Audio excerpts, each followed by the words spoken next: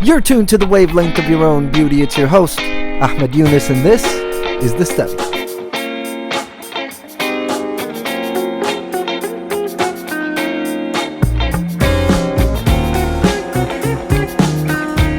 In California, is this human being?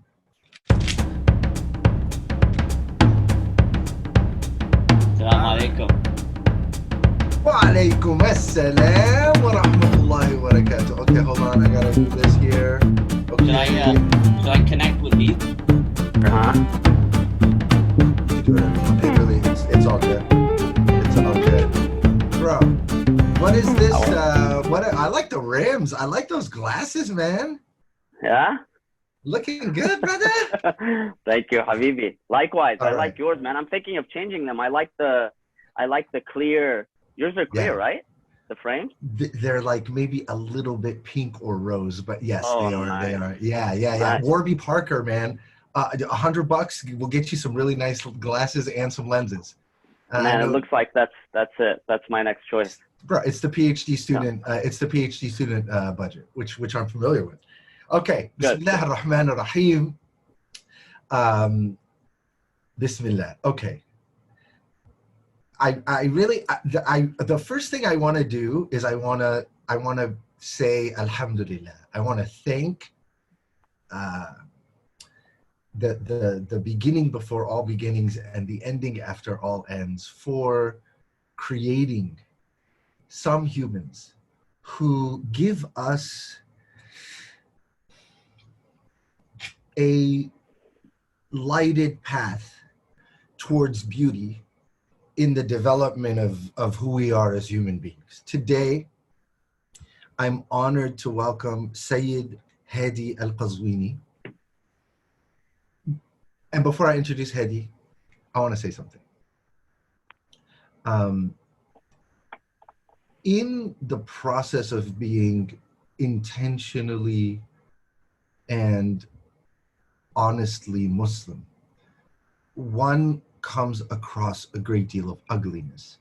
Some of that ugliness is a misinterpretation of history. Some of that ugliness is the modernizing of things that are not intended for the current historical moment. Some of that ugliness comes from tradition and culture. Some of that ugliness comes from secularizing things and attempting to change the way people live it out.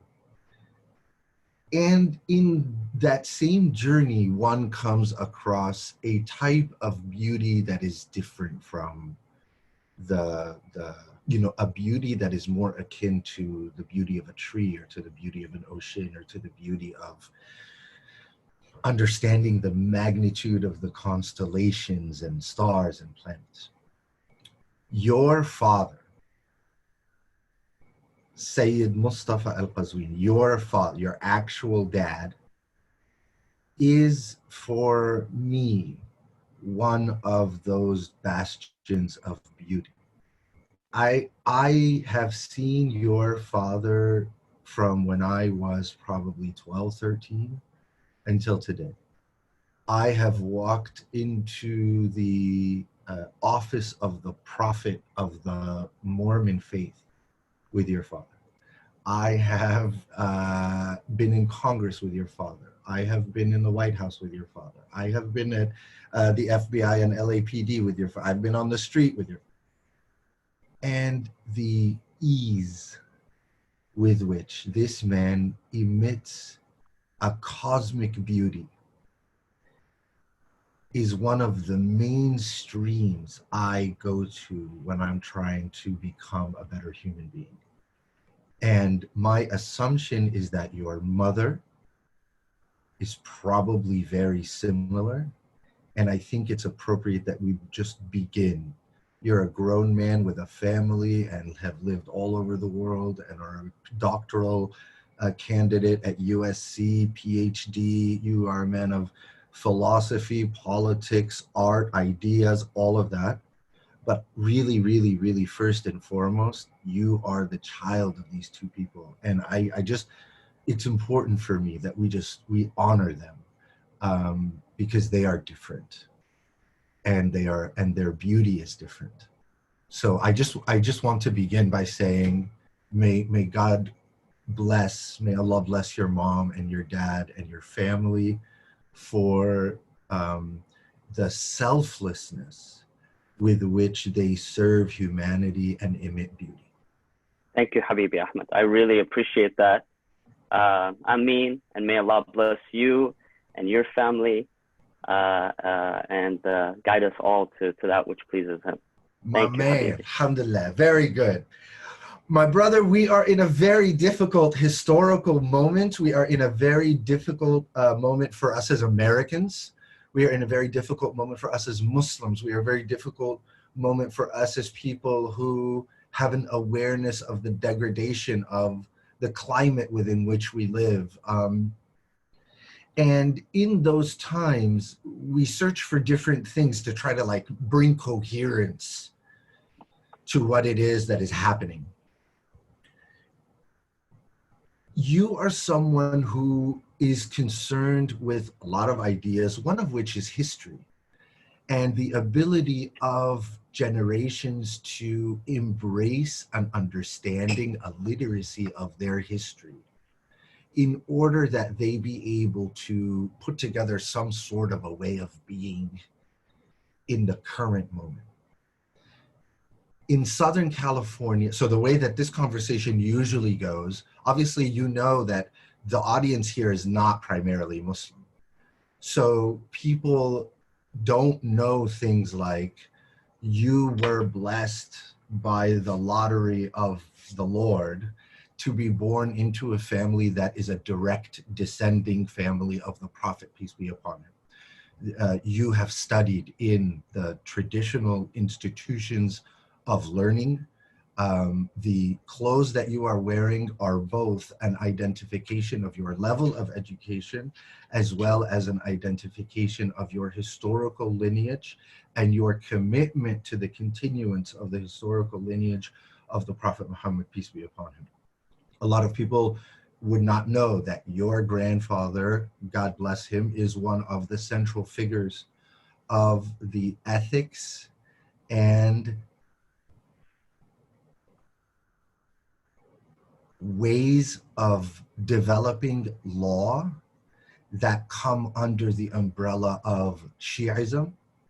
And around him is a constellation of humans and institutions that are always focused on that duality of maintaining the tradition of the Prophet's family and serving humanity. Okay, people don't know that about you. That's what you come on the podcast to talk about. Okay, we're gonna put all that to the side. That's good. Talk to me about right now. America is broken. American Muslims are broken, bro. People don't even read books, dog. It's really like, what do we do? What do we do? How do we go about thinking about our history as informing our moment? Yeah, I mean, you're right. You know, we're living in really difficult times. I mean, just look at the past 24 hours, Ahmed. SubhanAllah, man. RBG, you know, there's Rosh Hashanah. A lot of people don't know about this. This is New Year for the Jewish people. Last night in LA, we had a big earthquake, right? Dude. You felt it. There was today, there was almost mutiny in the house of Yunus, right? Wow. Earlier this morning, man, there was almost mutiny in the house of Yunus. I mean, this is, yeah, wow. No. In all seriousness, I mean, you know, bro, those kids are going to overthrow me, bro. I'm just letting you know right now. These kids, alhamdulillah. Have you shown them footage? Have you shown them footage of the Arab Spring and the people chanting? No, of course not. Of course not. Why, dude? I'm not trying to help them overthrow me, bro. Here, I believe in dictatorship. It's outside those windows where I believe in. There you go. Yeah, no, for real. But we're really living in challenging times. But this is not new. I mean, you know, it's cliched, but we say history repeats itself. But that's it. I mean, the thing is, I think that it's important for us to look at history for both the ways in which we can avoid the similar trouble that we find ourselves in, but also to look for those opportunities that were there in history that we can take advantage of. To look to history for both to overcome the problems, the similar problems that we see, and to avoid those, but also to look for the opportunities that history has presented us, and see how we can use those, how we can employ those similar opportunities today. You know, a lot of us don't read our history. We're not aware of what happened, and that's very sad, because, you know, each and every one of us is part of history, whether we like it or not. You know, even if we keep our ears closed and our eyes closed to history, and we don't want to know what happened in the past, and we want to keep it, you know, let bygones be bygones, and let everything stay in the past. I mean, we're part of history. The language that we speak has a history. The clothing that we wear has a history. The way that we look, the way that we present ourselves, the way that we communicate with one another, the technology that we use, I mean, it's all got a history. And so there's no way that we can avoid history. And I think that, you know, as Muslims, especially as American Muslims, you know, it's vital that we go back and we educate ourselves when it comes to our history as Muslims, especially, and as Americans. You know, one thing that I notice a lot is that Muslims in particular, I mean, if you ask the average Muslim about, you know, things that happened in the life of the Prophet, peace be upon him, and his family, a lot of them will probably be able to tell you stories, events, talk about events that happened in the life of the Prophet, especially the last 23 years of his life, when he became a messenger, his time in Mecca and Medina. We've heard this on, you know, from pulpits, in Sunday school, in, you know, lectures, and in stories. Our parents have told us stories. So most of us are familiar with that. And maybe a little bit of the very early history of Islam after the Prophet. And then just suddenly there's like this huge gap in knowledge. Maybe some people will be able to tell you about things that happened in the 20th century. You know, developments in the Muslim world in the 20th century or the 21st century. But then there's this huge gap of like almost 1,300 years or more of just not knowing what happened. And there were so many events that took place, so many problems, but also opportunities, challenges and opportunities. And I think that if we're able to go back and take a look at those, there's a lot that we can draw on for our purposes here. The challenge that we have is that those who have gone back have not gone back with this historical lens. They've gone back with this kind of, for lack of a better phrase, traditionalist lens, where they're trying to transplant, right, the past into the present, and it appears very kind of deformed, and it doesn't really make sense at all. When you say develop a literacy of history, part of the problem, man, is that a lot of that history is very bloody. And a lot of that history is about the conflict of egos and egotism and the development of, you know, teams and tribes and nation states, right? Like, think, well, not you, because you came through a different kind of schooling, but if I think back to like the most progressive Muslim experience for a child when I was growing up, it was still about the Battle of Badr, the Battle of Uhud, like, how do we rewrite it, or how do we re-explore it in a way where the result isn't an inability to condemn sex slavery? You see what I'm saying? Like, how do we do that? Yeah, I think we have to figure out that, you know, history, it's a double-edged sword. You know, there is the risk of falling into sort of anachronistic kind of sentiments and actions where you assume that you know, everything that we're going through today has a solution from the past. If you can just take that and you transplant it and you bring it into today, that's going to solve everything. That's a problem. But at the same time, I think we have to know that when we do read this history, I mean, when I say history, we need to diversify our reading. We need to go back to the sources, because a lot of people, they have one version of history. Many Muslims, I think they're taught one version of history. The winner's history. Yeah. And look, to a certain degree, I mean, that's how history is always told.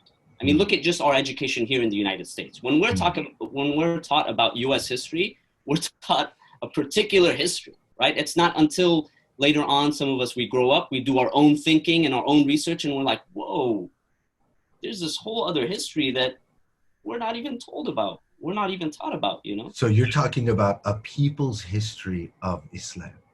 Exactly. And it's challenging because, again, sources. I mean, the sources that you go to, usually the normative sources are those written by the winners, the elites, those in power. But I think that if we're able to expand, and I know that not everyone can do this. Not everyone can go and dedicate their lives to researching. Bro, even the scholars, even the professors, if we just did it, that would be you're talking. We are all guilty of this. Yes, please. Exactly. And so, but I think that there is an opportunity there. I think that especially those who are interested and invested in history, especially Islamic history, I think there's a responsibility there. Because look, the problem is, the way that I see Islam being taught, even by academics, even by the scholars, is that particular, only one version of history is told.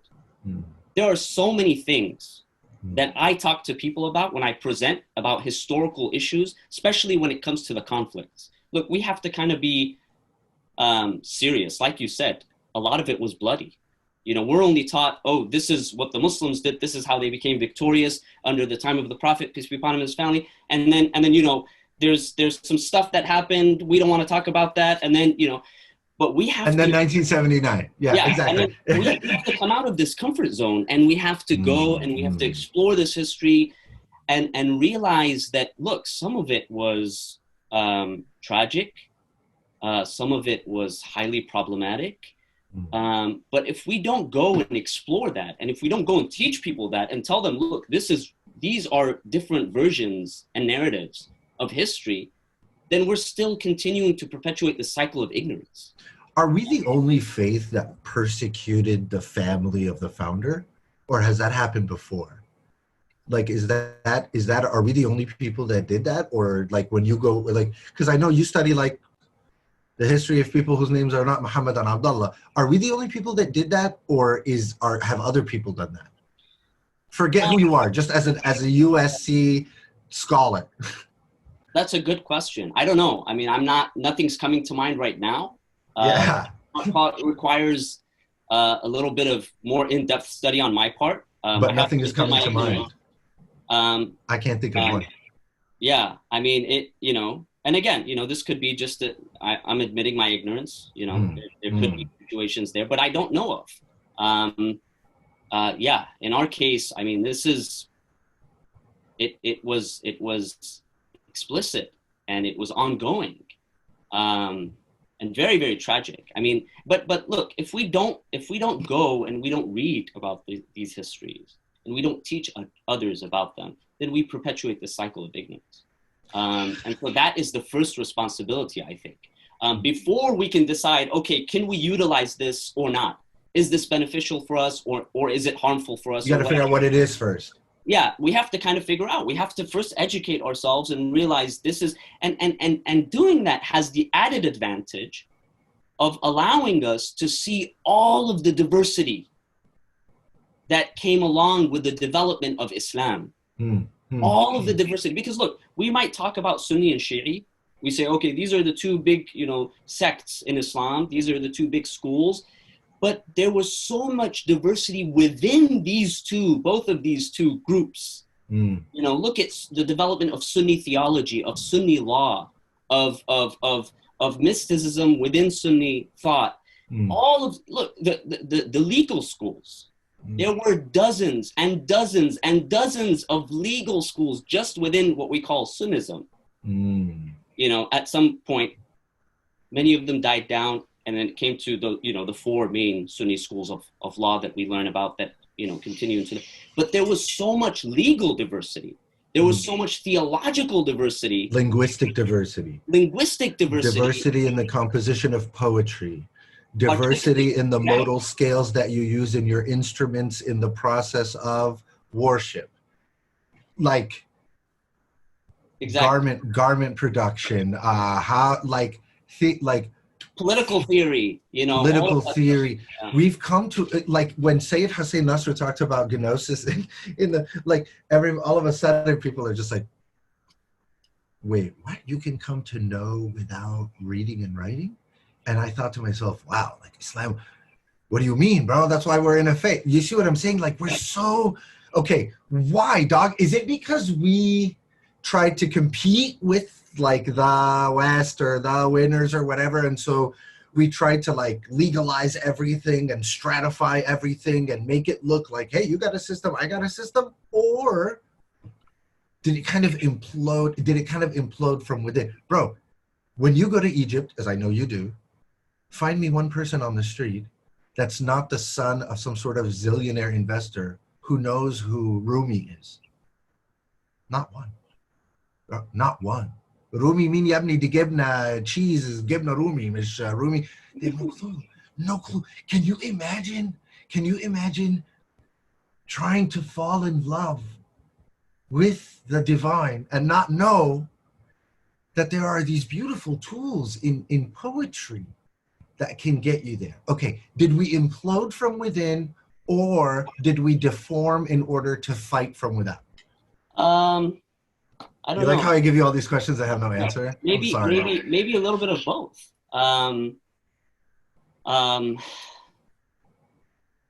There's when you're fighting for your identity, to identify yourself.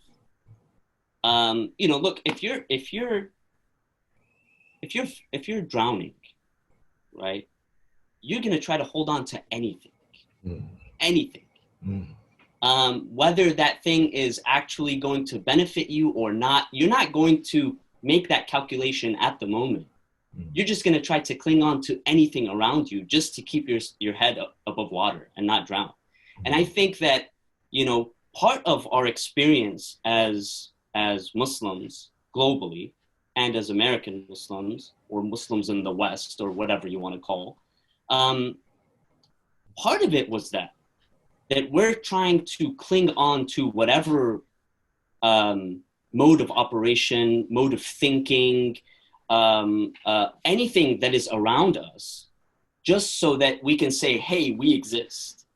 Like, we're here, we have something to offer, we're alive, we are people, we are human beings, we have thoughts, we have emotions, we have families, we have children, we want to secure our futures, and so that's part of the problem, I think. And the other part, this is why I say it's a little bit of both. And part of it is just, I think, is, even before colonialism. I mean, look, we have to, I don't like, to continue to play victim and say, oh, we are just oppressed, we're Muslims, we are oppressed throughout history and yada, yada, yada. Okay, but there is a reality to that. And so it's a little bit of both. It's a little bit of us trying to cling on to whatever it is so that we can survive. But also, I think that we forgot the diversity of our thought, of our practice, of our artistic expressions. All of that was forgotten at some point. I don't know when. It was forgotten. Come on, we made it haram. I mean, you can't, what do you mean? We made it haram, so then we forgot it. Bro, we burned the library of Ibn Arabi. Like, come on. Like, we got some work to do. Okay. Now, it's funny, man. I was at, like, a dinner the other day, socially distanced, I promise. And somebody mentioned that dude, is that a massive H on that mug? This guy is so thug life. I didn't buy it. I didn't do it, man. My wife. No, I know. Yeah, of course. No, a loved one, of course. Because she knows you're gangster. She's like, yo, you need a big H cup. I love it. Okay. So I'm sitting with these people, and I tried to, by the way, sorry to interrupt. I tried to get one of your untested feasibility mugs, but man, I don't know, man. They're so popular. I think they're like sold out or something. Get out of here, dog. Get out of here, man. Yo, you're the man. Sorry. They were talking about all these people that we grew up with who were like at the apex of like, youth group, Muslim identity. One is a Mormon, one is now evangelical Christian, one is now I don't know what. And somebody was joking like, Ahmed, you're the only one that's still like, but like I was a Kafir for 20 years, but I'm still the only one that's like interested in that. So that I think happens, Hadi, because we have lost the sense that we are a human being, right? Like this theme that you just touched on right now. I have always believed that there is a duality between, or there's a dialectic tension, a rhythmic dance between your personal development and the development of society external to you, right? Like the more you are ascending in beauty, ascending in calm, ascending in peacefulness, ascending in, learning how to combat your egotism, the more beauty arises around you, in your family, in your friends, in your society. Okay. We as Muslims growing up, you and I grew up here. The only tool we were given for introspection is praying 5 times a day. And then we were told, like, if you, ask God, if you want something, ask God for it in whatever language you want. And that was pretty much it. That was it, dude. Why? Because we said, oh no, the beads, no, the beads are a bid'ah, cultural bid'ah. The whatever, no, that doesn't count. That's not real either. That's just what. And so we kind of lost, I think, as Muslims in America, the ability to look inward in a way that's loving, forgiving, sourced in faithfulness, sourced in the untested feasibility of who we can become, and we turned it into like good Muslim, bad Muslim war from within okay. How do you think about personal development, personal enrichment, personal transformation? I'm sure you reach not only to the tradition of Muslims, but Eastern traditions, Western traditions, all that. How do you think about that process? Yeah, I mean, look, let me just point to the Muslim tradition, which I'm most comfortable with. I mean, when you go to the major sources of the tradition, the major textual sources, okay, just the textual sources, the scriptural sources, as we call them, you find that, something really interesting when God describes the Prophet Muhammad in the Quran, for instance, and his objective, his role. He describes him as someone whose objective was first and foremost to purify their hearts, and then to teach them al-kitaba wal-hikmah, the book and wisdom. Bro, we just cut that first, we just lopped that first part off. It's gone. I mean, look, look, if you're a Muslim and you believe that the Quran is the word of God verbatim, no changes whatsoever. This was delivered exactly as God spoke and as God revealed, okay? This is something all Muslims agree on. There is, I think, something profound about thinking about just the way the phrases come, the way the terms appear in these verses of the Quran. If God is saying that he came to purify their hearts and then teach them the book and, guidance and all of this stuff. There's an ordering, there's a prioritizing. There's a prioritizing. I mean, there's this very famous tradition. Maybe a lot of people don't know about it, but it's famous for those who are kind of, invested in the sort of the scriptural tradition of Islam, where the Prophet, he says, إِنَّمَا بُعِثْتُ لِأُتَمِّمَ مَكَارِمَ الْأَخْلَاقِ. Innama, for those who know Arabic, is restrictive. It's translated as indeed. Innama, indeed. It is for this very reason. Innama بُعِثْتُ, I have been sent, لِأُتَمِّمَ مَكَارِمَ الْأَخْلَاقِ, so that I can perfect the nobility of character. So beautiful. Look, just even let me give you another example. I mean, even those acts of worship, you said, right? When we're taught about if we want something, just pray, just do your dua, your supplication. Even those acts of worship. I mean, let's just read about how the Quran presents these acts of worship. When it talks about that daily prayer that we're supposed to do 5 times a day, the Quran says, إِنَّ الصَّلَاةَ تَنْهَى عَنِ الْفَحْشَاءِ وَالْمُنْكَرِ.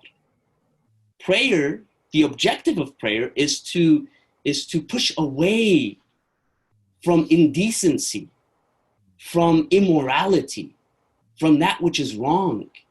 So you can pray 20 times a day, but if that prayer is not making you a better human being, it's not transforming you from within, if the prayer does not start from in here before it's right here, then, I mean, what's the purpose of prayer? And so it has to, I mean, that's the core. It's not either or. It's not either, to say, because some people will say, well, if I'm a good person, if it's just, it's not just akhlaq. If we want just akhlaq, we go to Kant. Kant tells you it's all akhlaq, right? That's all it is. It's a categorical imperative. The categorical imperative. Okay, that's great. But still, there is worship. There is humility towards a creator, something above and beyond ourselves, and so on and so forth. So it's not either or. I think it's a combination, but it has to start from within. How do we locate within, Hadi? What was that? How do you locate within? Bro, like I want you to help us, like, step by within. Most people, when they think of within, they think their emotions, their ideas, their true self, what they really think, etc. What is within? Like, where is within? How do you get, like, help us a little bit on that.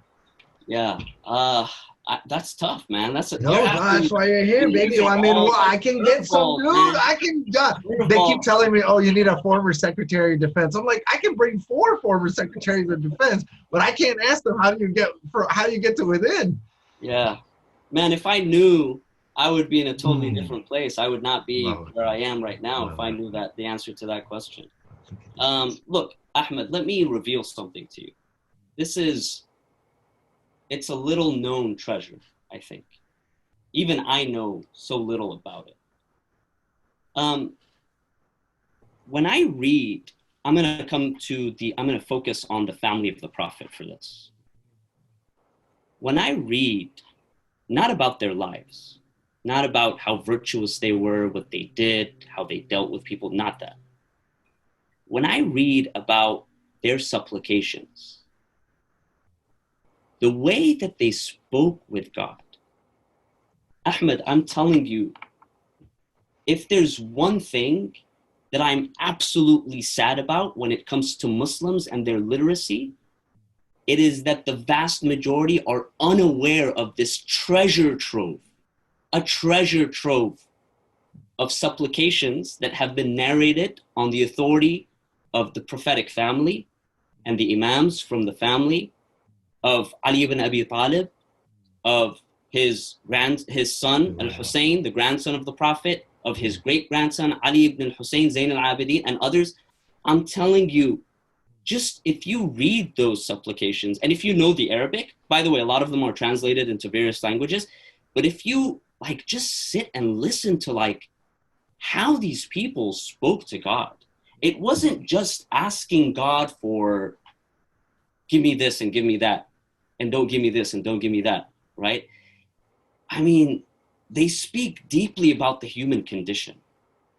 They speak deeply about what it means to have hope, what it means to have fear, what it means to be on the verge of despair, what it means to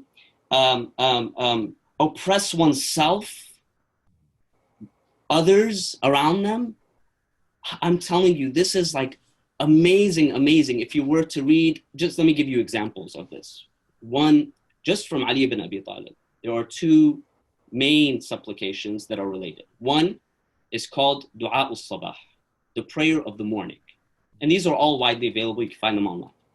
Du'a al-Sabah is one that it's recommended in the Shi'i tradition to recite after the morning prayers, the dawn prayers, right? That's one of them. And there's another one, it's called Du'a Kumayl. And this was taught by Ali to his student Kumayl. He had a disciple by the name of Kumayl, and he teaches this. And Shi'i tradition usually recites this. This is done even ritually in a lot of Shi'i circles on Thursday nights. Right? I have been in Du'a Kumayl circles in many countries. Yeah. I'm telling you, just these two. I mean, just listen to it.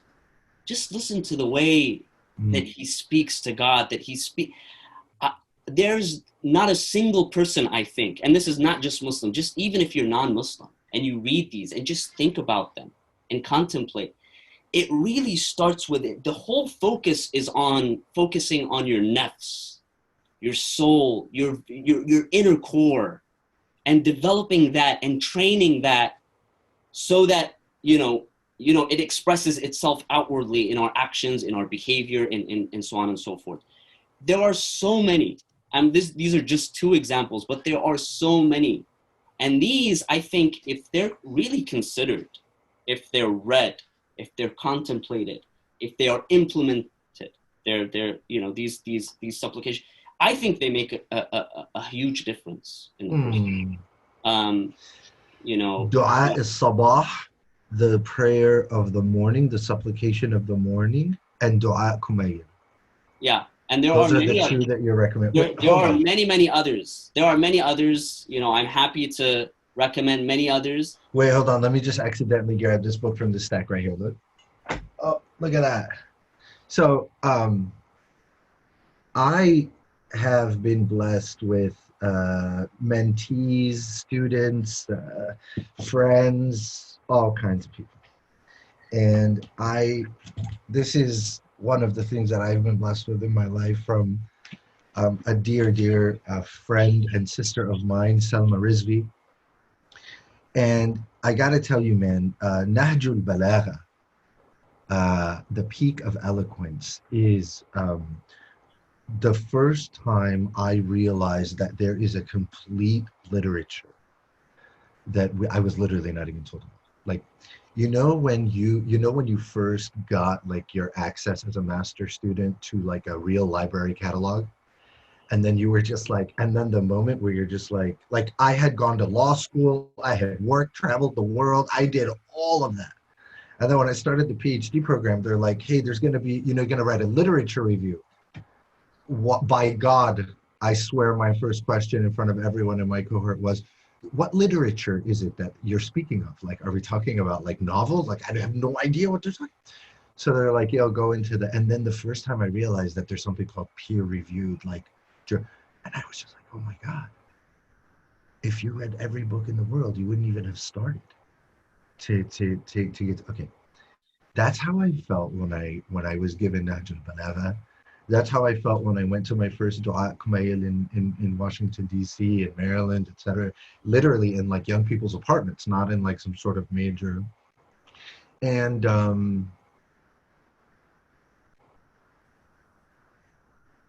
I was today years old when Ahmed, who has been studying this religion day and night for however long, I was today years old when I learned that there is a compendium of literature that is composed of supplications to God by members of the family of the Prophet that allow for us, perhaps we can adopt some of its form.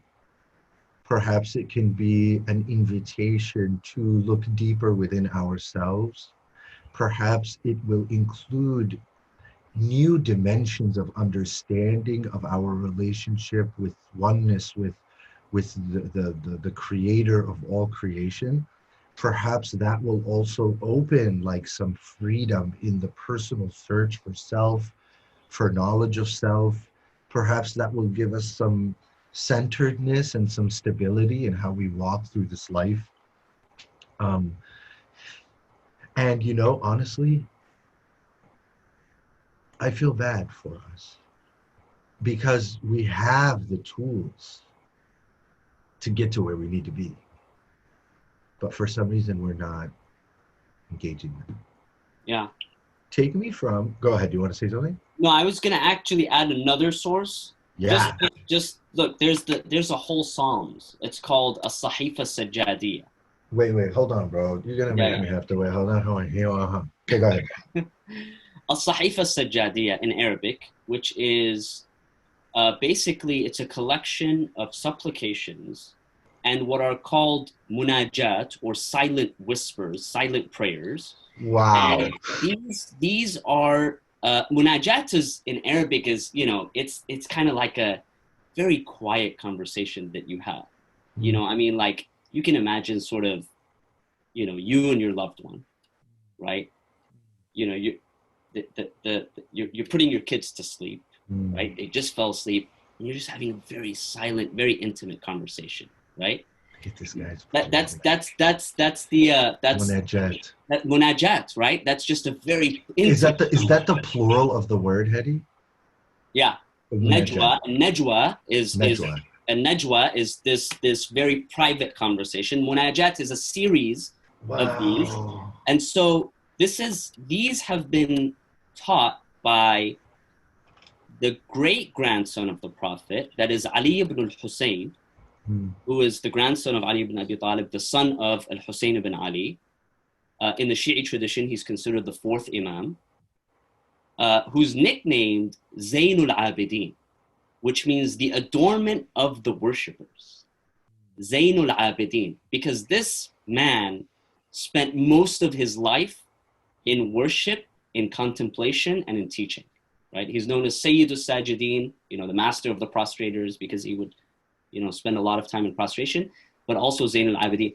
He has a collection of, you know, munajat, silent whispers, silent prayers, and other sort of supplications that are attributed to him, and they are compiled in what is known as a Saheefa Al Sajjadiyah. And these also, I mean, I can't just leave it at those two. Can you translate that title as Saheefa Al Sajjadiyah? Yeah, so a Sajjadiyah is attributed to him because, like I said, one of his titles is Sayyid Al Sajideen, the master of the prostrators. So a Sajjadiyah is that which is attributed to the one who prostrated. So a Sajjad, you know. And Saheefa too is like just the newspaper or the journal. Yeah, the journal, the book, the private journal, kind of and you can kind of imagine this as being something that you know he composed, he wrote, he taught, something that was used personally in his personal devotion. And so that is there too, and that is an amazing resource. I'm not going to keep going because there's so many out there, but this is beautiful. These are I want your listeners, and like you said, you know, this is not just for Muslims. This is for anyone who feels the need to want to develop themselves. And look, the vast majority of Americans, there are these Pew surveys, right, that talk we about, don't read that. We only read Gallup data, but go ahead, you can cite it. That's why I brought it up, man. Yeah, I know. You know, and so you know, it talks about, right, religiosity in the United States. It's on the decline. More and more people are turning away from organized religion, but that does not mean that they're not feeling spiritual. A vast majority of Americans still identify as spiritual, and that they have that kind of spiritual connection, and that they work on themselves. So a lot of people, this is important stuff for them. You know, starting with the self, developing the spirit, the soul. And so I think that if these are taken into consideration, they could be beneficial for a lot. And this is the reason why, you know, I bring this up. So great, man. So great. The humility with which you present the tradition hey, humanity, this might be helpful. Does not require membership, does not require fees, does not require initiation rites. All it requires is an exploration and perhaps to fall in love.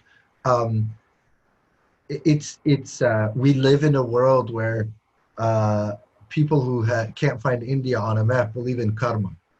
We live in a world where people are practicing yoga and saying their mantras and have no relationship with Hinduism.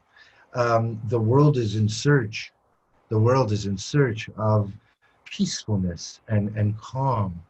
And maybe, I give you the example of my own father. My father has been doing a walking meditation that he does not call a walking meditation for 40, 50 years every morning. And I always tell him, Dad, if you would have taught that at the mosque and you would have instituted that as a part of you could have transformed this whole community. But we didn't think that the things that we were creating had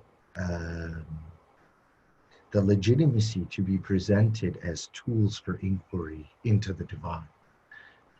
And what I love about what you're saying is, hey world, look at these flowers over here in this garden that you have not been presented before. Perhaps you might like some of the shades in their petals. And this is why I love you. I also love you because you have never publicly identified as a Clippers fan, which of course, would have really made this a very awkward interview. Oh, no way, come on. It would have been really awkward, bro. No way. Hadi, what do you want to tell the world, man? What's your final thought, final wish, final idea for us here? Wow. I had so much on my mind that I wanted to talk about. And it's never ending. So, it's really difficult to pinpoint one thing. But I think what I will say is we all know that, we're living in times where there's a lot of pain. Mm. We're hurting, as various communities, as Americans of different religious, ethnic, racial backgrounds, as citizens of the world, we're all hurting. It's a time of a lot of difficulty. I don't want to say that there's a lot of goodness going on too. There's a lot of beauty going on too, of course. But I think that in the moment that we're living in, there's a lot of pain. There needs to be a lot of healing, both on the individual, I think, and the collective level. I think that it would be helpful for us if we can adopt or think about a few things that we can do on this way to individual, personal, and collective healing. And I just want to give maybe 3 things really quickly. Please.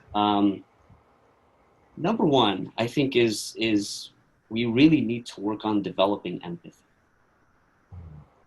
A lot of the trouble that we face is because we're not ready to listen to other people. We're not ready to open our hearts and our eyes and our ears to others, the world around us. And this is causing a lot of suffering. And this, we are really, when we do not develop empathy, when we close ourselves off to the rest of the world, we're really oppressing ourselves before, anyone else. And I think that, this is super, super important that we start off by working towards developing empathy. And this helps us in our relations with one another. Yeah, go ahead. You're going to say something. I just want to underline the way that you said that. we need to work on developing empathy as a way of reducing our self-abuse, as a way of reducing our self-destruction, as a way of normalizing a more kind voice inside of one's head to be able to truly find joy. So I just want to underline on the first point, you're not saying, hey, we need empathy because we need to be the most amazing humans and love everyone and never. No, you're saying you need to develop your capacity for empathy for all of those reasons and to stop the self-abuse that you are suffering from due to your lack of knowledge of how to enrich your ability for empathy. Yeah. And this is I think the first step, right? Keeping our egos in check through empathy. Look, you and I, we believe in lots of things. You posted something a few days ago. I think it was profound, man. Thank you. I wish I could share this thing 1,000 times. Habibi. About, look, you believe in stuff. I believe in stuff. There are things that I believe in that you don't believe in. There are things that you believe in that I don't believe in, right? There are things that I believe in now that I did not believe in before, and vice versa. My man.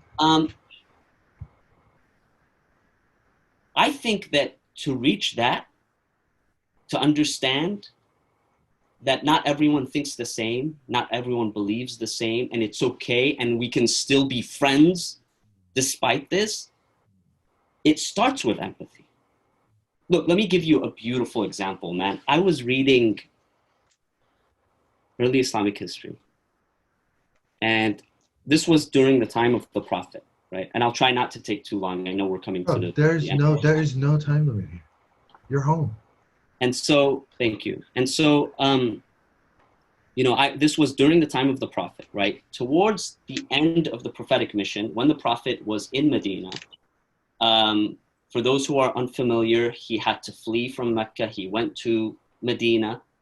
And then he decided that he and his community of Muslims, of followers, wanted to go and to perform the pilgrimage in Mecca. Mecca was under the control of the Quraysh. And so they were stopped. The Muslims were stopped, and they had to perform a peace treaty. It is known as the Treaty of Hodeidah. Very well known. It's popular.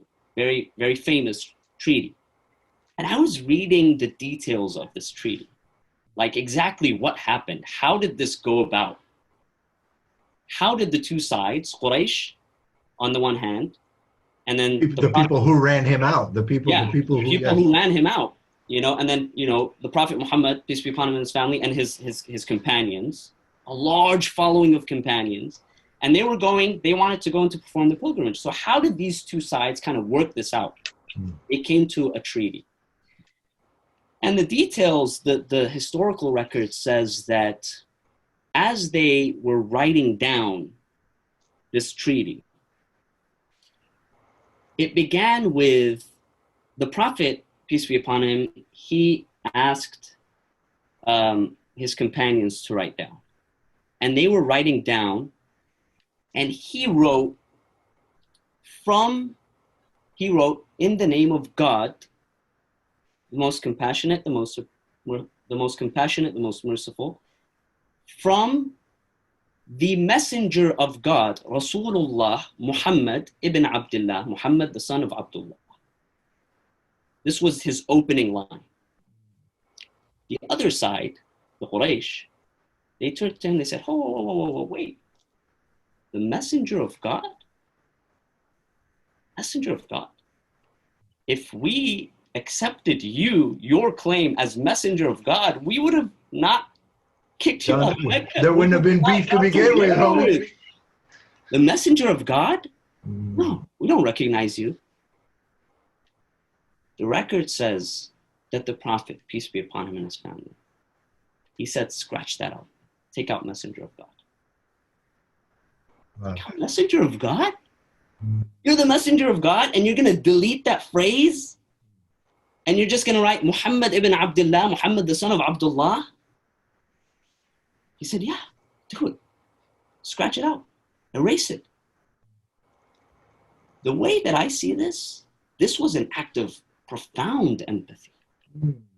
The Prophet is saying, yeah, of course I'm the messenger of God. Of course you recognize me as the messenger of God. There's no doubt about that. But there's a bigger goal here. There's a bigger objective here. I am for a moment going to step out and I'm going to shift my position from that of the one who I'm talking to. I'm going to look at things from his or her perspective, from their perspective, right? And this is the messenger of God. لَقَدْ كَانَ لَكُمْ فِي رَسُولِ اللَّهِ أُسْوَةٌ حَسَنَةٌ. Indeed, in the messenger of God is a major role model for you, a model for you. And so empathy is not self-negation. no, it's You're not saying empathy is not self-negation. It's not self-negation, right? You don't have to believe in what I believe in, even if I think that it is 1,000% the truth. Even if it is that I am the messenger of God. Even if I'm the messenger of God, you don't have to believe in that. But look, there is a greater objective here. We are trying to arrive at something that will safeguard ourselves, our families, one another, that will not lead to bloodshed, that will not lead to tension, that will not lead to violence, that will not lead to misunderstanding, whatever, right? Empathy. Empathy. Wow. Number one. Two. Number two, empathy requires knowledge. If we want to listen to the other, we have to know the other. We have to know the other. We have to learn about the other. And we have to learn about the other from the other. From the other. When I look, I've gone through several different types of schooling, of training. There's traditional sort of Islamic in the seminary. There's a completely secular, social scientific. I got my bachelor's in sociology, and then now I'm working on the PhD in a secular environment in the humanities and religious studies. There was a time I did my master's, and you know this, Ahmed. I did my master's at an institution, Bayan Claremont, which was a hybrid, which was working with Claremont School of Theology, a Methodist seminary. And one of the profound experiences that I had at Bayan was that we were learning about various religious traditions from them.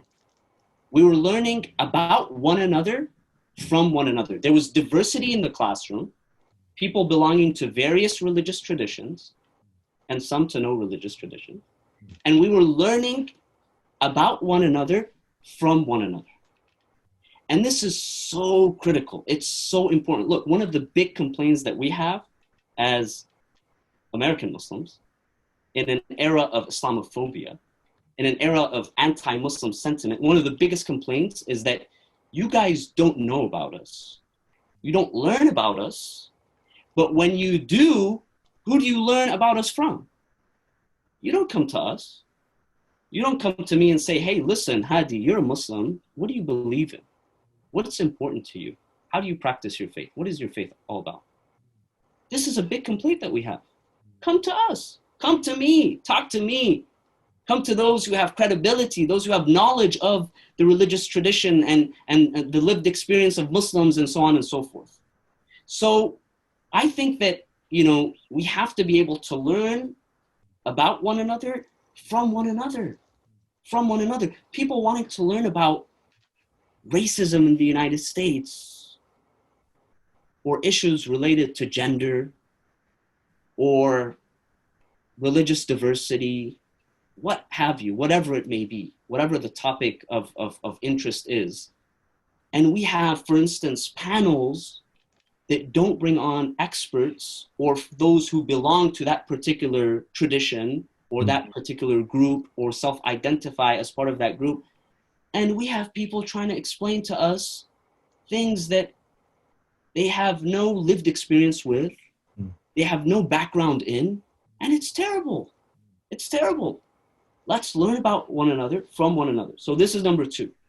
Knowledge. There has to be from the literacy of the other, from the other. We have to be comfortable exploring other worlds in the language of those worlds and honor them where they stand. Exactly. And finally, number 3 is that no matter how much you learn, no matter how much you know, I don't think it's going to be effective until you can develop relationships.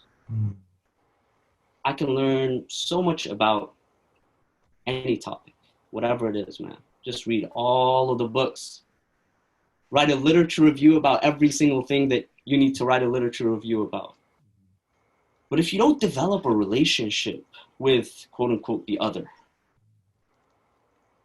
I don't think any of that is effective. It's a building a relationship with others around us is just a whole different ballgame. I mean, you know, how many stories have we heard of people who they were like enemies, or they perceived one another to be enemies, but all of that was broken down just because they decided to actually talk to each other, to go out and have coffee, to have lunch, to continue the conversation, to visit one another in each other's homes. And you know, I mean, it's one thing to learn, but it's a whole nother thing to develop a relationship, man, to realize that this person is a human being. But it takes confidence. It takes to come to know the other. One has to, like, on some level, be stable in the presence of who they are and where they are. And the challenge is, we convince ourselves that a lack of empathy and insistence on one interpretation of things makes us better human beings. And then we come to engage other human beings, and all we have is conflict. I mean, I tell you, like, one of the greatest experiences of my life was, there was this like track 2 diplomacy experience between Ayatollahs and Hujjatul Islams from Iran. Obviously, your family is from Iraq. I'm telling a story about Iran. And like rabbis who were law professors, basically. And they would meet in like Oslo, Norway, or they would meet in Witznau, Switzerland, or they would meet in Bellagio, Italy, or, you know, like off the beaten path. And you wake up in the morning, Hedi, and you'd see like a black turban and a yarmulke, like right above the bushes, like right above, right? And then they walk, and then the bushes end, and you see these 2 dudes are holding hands. Walk, and then they go. And then depending on who the grouping is, they'll go sit somewhere, and then there's like a little puff of smoke coming out of, like, oh, those are the 2 smokers in the hockey. And this thing where, like, I would see these humans engage in this getting to know one another. The Muslim delegates could discuss French literature in French with the French philosopher who happens to be a rabbi and a legal scholar, right? Okay. My team barely order French fries in English. This need to take learning seriously and see learning as a means to come to know the other, which you connected to our capacity to develop empathy. So, like, if I know more, I can love myself more, I can be more joyful, and I can be in this rhythmic relationship with the other in a way that enhances my capacity for empathy, my capacity for knowledge of self. So like you have to go out in order to come back in a way that's like legit, if you will. Yeah, absolutely. Absolutely. It's not easy, man. It's not easy, but man, that's what needs to be done. We all want a better world. You know, but how many of us are ready to or willing to take that step, man? We can't just keep pointing the finger saying, oh, that's their problem, this is their problem. We have to be able to contribute to a better world. My man. What a beautiful conversation. That was absolutely awesome. Absolutely awesome. You know, you've already agreed to come back. Absolutely. With pleasure, man. Anytime. Anytime. I appreciate you, man. Man, I miss you so much. I just Thank hope you, things, bro. man, I hope things, man, it's a tough time, but I hope things just get better so that we can see each other again. Yeah. Man. You know, we live like, SubhanAllah. man, you're right there. Are you close? Are you serious? You're right there. No, are you serious? Yeah, in LA terms, it's just it's very close. Okay, we got to make this happen. You know, SubhanAllah, man, it's been hard, but on the teaching level, I got to tell you, I just feel like the students are much more engaged. Like they are. You're right here. Yeah. Right here. And if I see your eyes move, I'm like, hey, yo, how's that game going? And then your eyes are coming right back. You know what I mean? Like, you know what's nice? You know what's nice? I think that part of it is just like a psychological thing. I think that they're just so sick of being around their family members and others for like the past 6 months. They're just like, new people, man. Someone else to talk to. No, it's true. Like they love class a lot more than they used to. No, it's true. It's very true. They do. Syed Hadi al-Qazwini, thank you for your time. Thank you for your thoughts and your beauty and your presence in this world, man. You're a plus for humanity, and we love you, and may God bless you, and God bless your family. Thank you. You too. God bless you. God bless your family, your children, your parents. You know, the whole family, everyone. Habibi. Thank you so much. And may God support the Clippers in their the recreation of their team, and may God support the Lakers in beating the Denver Nuggets. Inshallah. Ya Allah. Habibi, have a beautiful day, dog. Thank you. You too. Take care. Assalamu alaikum. Alaikum salam wa rahmatullah.